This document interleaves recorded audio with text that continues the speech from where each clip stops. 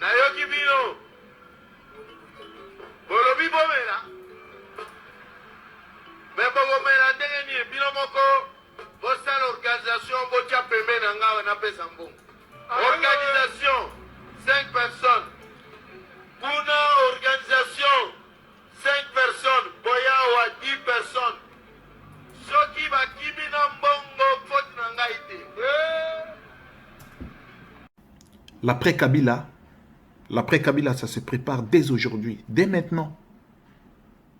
L'après-Kabila doit être déjà mise en place. Et ce qui est étonnant, c'est que jusque-là, combien même que nous avons crié Kabila dégage, mais nous n'avons pas encore préparé l'après-Kabila. Et c'est ça l'erreur.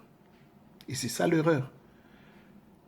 L'erreur est de ne pas prendre en compte la préparation de l'après-Kabila. Parce que subitement, si cette situation nous parvenait aujourd'hui et que cette situation arrivait, on va se retrouver dans un pays avec des bandes armées qui vont commencer à s'entretuer, à tuer la population et à se livrer à des guerres inutiles, à des pillages instantanés et ruiner encore davantage le pays. Alors donc c'est pourquoi j'ai dit que l'après-Kabila, c'est aujourd'hui que ça se prépare.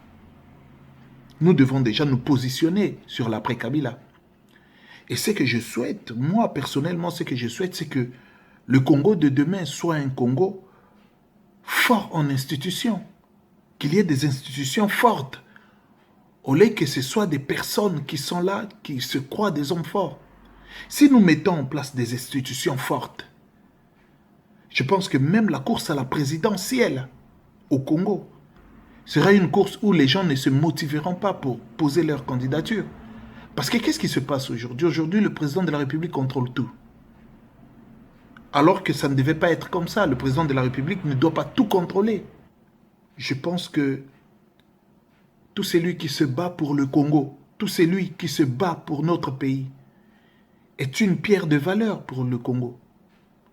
Parce que, en fin de compte, c'est quoi? Nos enfants qui sont nés ici, dans des pays occidentaux, ces enfants n'ont pas d'avenir. Et il nous appartient aujourd'hui, nous, de nous battre parce que nous savons que l'avenir à la langue, c'est au Congo. L'avenir de nos enfants, c'est au Congo. Si nous nous battons pour que l'avenir à la langue soit le Congo, c'est que nous garantissons à nos enfants un bon avenir pour leur futur.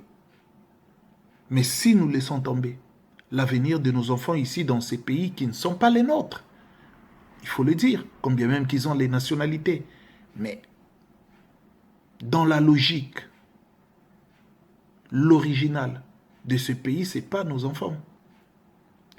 Voilà pourquoi moi je pense que il faut que nous puissions prendre conscience. Il faut que nous puissions toujours continuer à sensibiliser. Il faut que nous puissions toujours continuer à dire que le mal du Congo est toujours présent. Je vais vous dire, pour finir, je vais vous dire, le jour où Kabila partira du Congo, croyez-moi, le jour où Kabila partira du Congo, beaucoup de gens verront l'erreur sur place. Beaucoup de gens diront, certes, oui, on était dans l'erreur. Toujours après, les gens se rendent compte, mais le jour où Kabila partira, croyez-moi, je vous jure, beaucoup de Congolais se rendront compte que nous étions dans l'erreur de soutenir cet homme. Nous avons contribué à la destruction de notre pays, des infrastructures de notre pays. Nous avons contribué à la destruction de la population congolaise. Et c'est ça qui fait mal, et c'est ça qui fait défaut. Quand je vois Kimbuta, au stade des martyrs, toute la population qui était venue voir les léopards, quand Kimbuta dit, organisez-vous, moi je vais donner l'argent pour qu'on achète la boisson. Pour tous les gens qui étaient venus, je crie au scandale. On achète à boire. Fournir encore Bralima, le premier destructeur de la population congolaise, qui rend ivre la population. Tout le monde veut boire et s'enivrer et dormir. Et le pays est en train de tomber dans le chaos.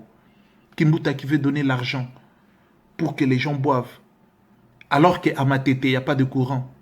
Alors qu'à Andaba, toute la saleté qui traîne. Alors que les gens ne mangent pas. Alors qu'à Yolo, allez voir Kinshasa. Vous allez vous rendre compte vous-même.